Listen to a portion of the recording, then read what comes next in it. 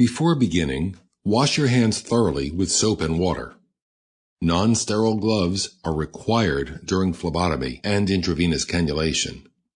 Position the patient supine on the stretcher and arrange all equipment on a bedside table within easy reach. If possible, you should try to be seated during the procedure. Hang the bag of intravenous fluid on a pole and check the fluid to be administered for contents and expiration date. Next, attach the intravenous tubing. Remove the plug and insert the spike from the tubing into the bag. Squeeze the drip chamber on the tubing until it is filled halfway with fluid. Flush the air from the intravenous tubing by opening the wheel clamp and allow fluid to flow throughout the tubing. When the tubing has been fully flushed, close the wheel clamp completely.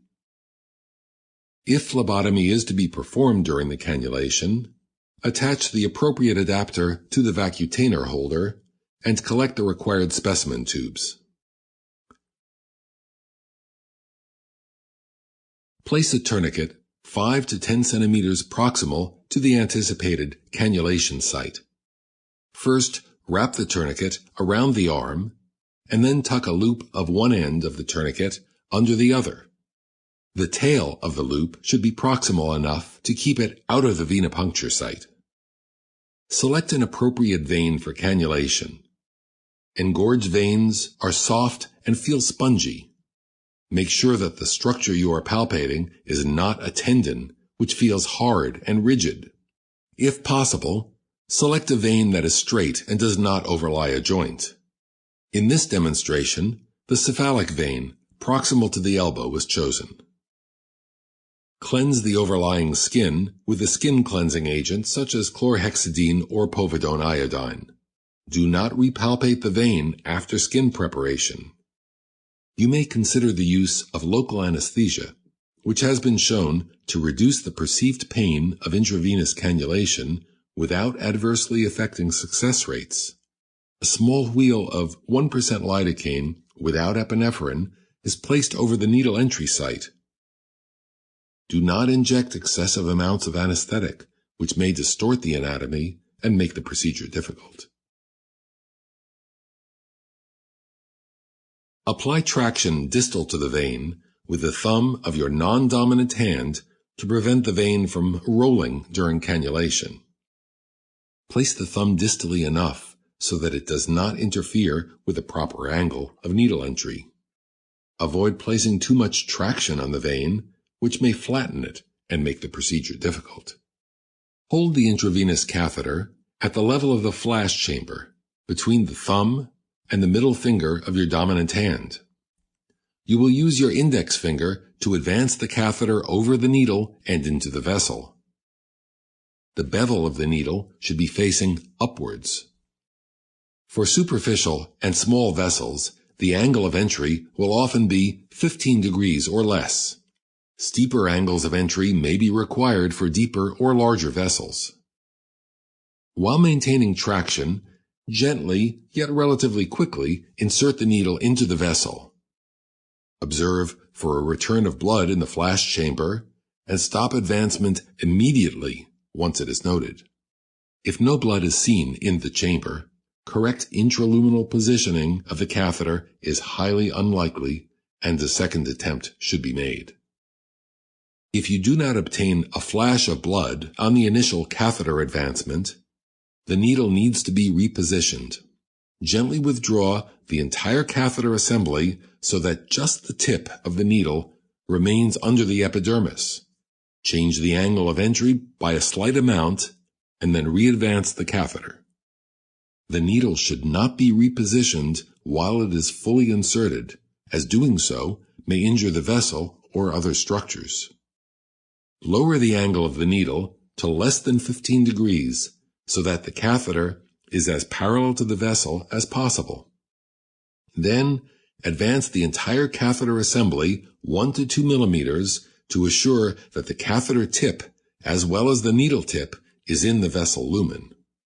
Use the index finger of your dominant hand to advance the catheter over the needle and into the vessel. Do not advance the needle along with the catheter, as this may lead to puncture of the back wall of the vein and subsequent infiltration. Be sure to maintain traction on the vessel with your non-dominant hand during catheter advancement. Releasing the traction too early may cause the vein to move, resulting in unsuccessful venipuncture.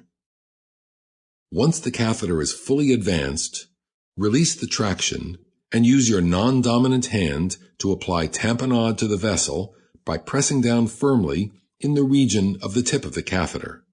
This prevents spillage of blood when the needle is removed.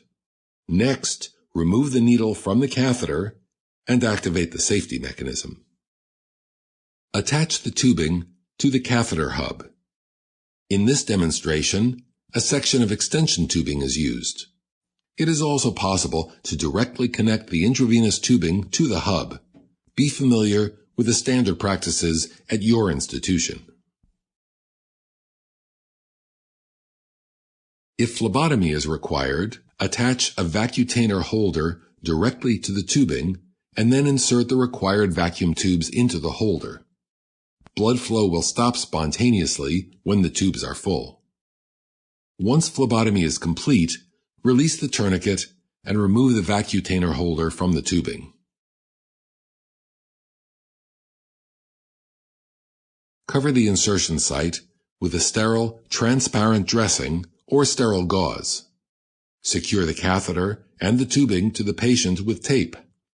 A loop should be incorporated into the tubing to prevent accidental removal of the catheter if tension is placed on the line. Finally, flush the line with normal saline. The line should flush easily, without resistance. The IV tubing can then be attached to the extension tubing. Adjust the wheel clamp on the tubing to maintain the desired rate of intravenous infusion. Dispose of all sharps in appropriate biohazard containers at the end of the procedure. Several techniques may be used to encourage venous engorgement in patients with difficult-to-find veins. First, place the extremity in a dependent position to facilitate venous pooling. Repetitive contraction and relaxation of a fist may be useful, as can gentle flicking of the vein. Vasodilating maneuvers, such as applying a 2-centimeter strip of nitroglycerin paste over the vein for 2 minutes prior to the venipuncture, or wrapping the extremity in a warm compress can also be used. Finally, a blood pressure cuff may be used instead of a tourniquet. The cuff should be inflated to a value just below the diastolic pressure.